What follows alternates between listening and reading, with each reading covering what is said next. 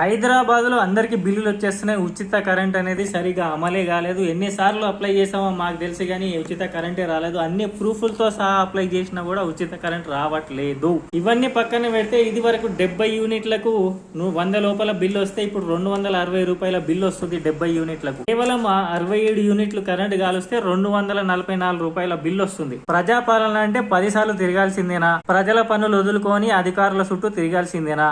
Apply చేసినోనికి కూడా zero bill రాకపోతే ఏ విధంగా పనిచేస్తుంది ప్రజాపాలన? గత ప్రభుత్వంలో కూడా ఇలాంటి లోపాలు ఉండడం వల్లే కదా ఆ ప్రభుత్వాన్ని దించేశారు ప్రజలు.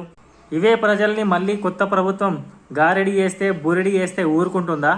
చాలా మంది మున్సిపల్ ఆఫీసులకు వెళ్ళి మళ్ళీ అప్లికేషన్లు ఇస్తూ తిట్టుకుంటున్నారు ఈ ప్రభుత్వాన్ని. ఇది ప్రజాపాలన అనిపించుకుంటుందా?